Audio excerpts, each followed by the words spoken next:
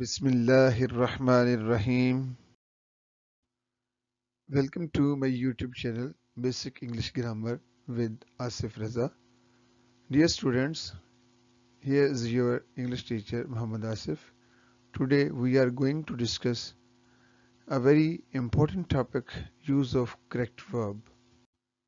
Dear students, class 9th और 10th के objective paper में पहला question use the correct form of verb का होता है।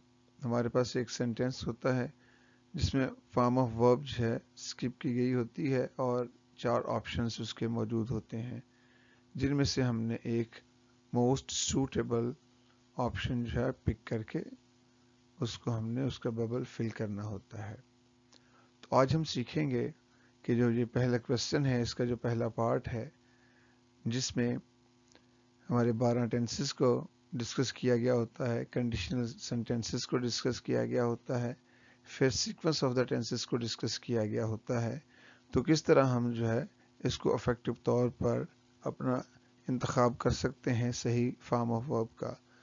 तो आज की इस वीडियो में हम जो डिस्कस करेंगे उनमें द सीक्वेंस ऑफ टेंसेस हैं, rules and examples regarding sequence of tenses होंगी।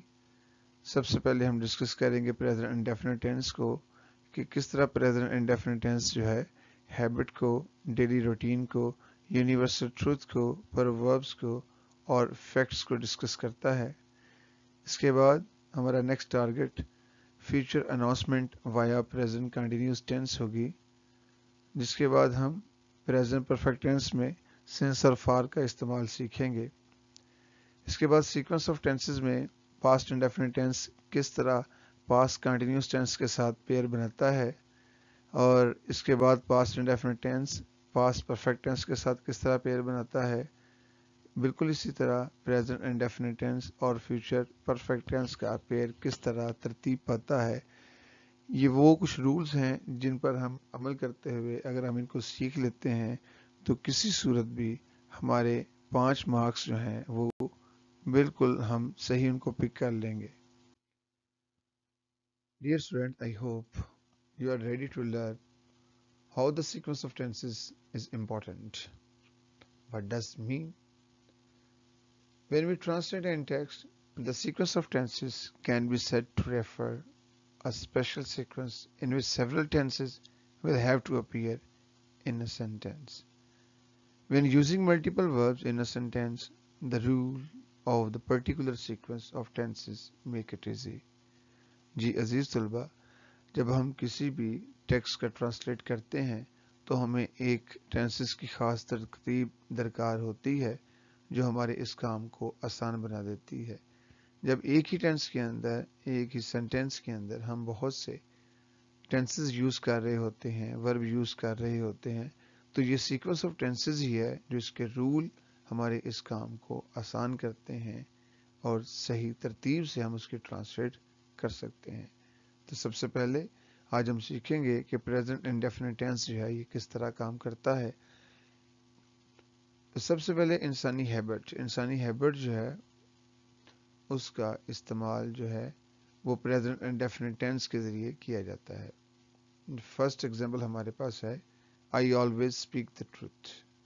मैं हमेशा सच बोलता हूँ, ये एक इंसानी आदत है। सेकंड एग्जांपल है, I do not like tell a lie. मुझे झूठ बोलना पसंद नहीं है, मैं झूठ बोलना नहीं पसंद करता हूँ, तो ये भी इंसानी आदत है।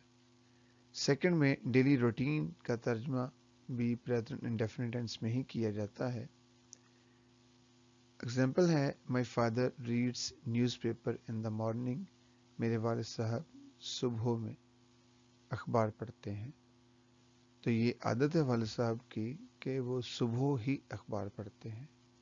आई go to walk at evening. मैं शाम को सैर के लिए जाता हूँ, तो ये भी एक डेली रूटीन है कि शाम को ही सैर के लिए जाया जाता है। यूनिवर्सल ट्रूथ एक आफाकी सच्चाई होती है जो दुनिया में हर जगह एक जैसी होती है, कहीं भी तब्दील नहीं होती है। हमारे पास एग्जांपल है, the sun sets in the west. सूरज मगरिब में गुरूब होता है। The earth revolves around the sun. ज़मीन सूरज के गिर्द घूमती है। ये दोनों مثالیں پریزنٹ انڈیفینٹ ٹینس کی طرف اشارہ کرتی ہیں اور یہ ایسا یونیورسل ٹروتھ ہے جو ہر جگہ پوری کائنات میں ایک جیسا ہی ہے، تبدیل نہیں ہوتا ہے۔ پریزنٹ انڈیفینٹ ٹینس ورب کا ترجمہ کرنے کے لیے بھی استعمال کیا جاتا ہے۔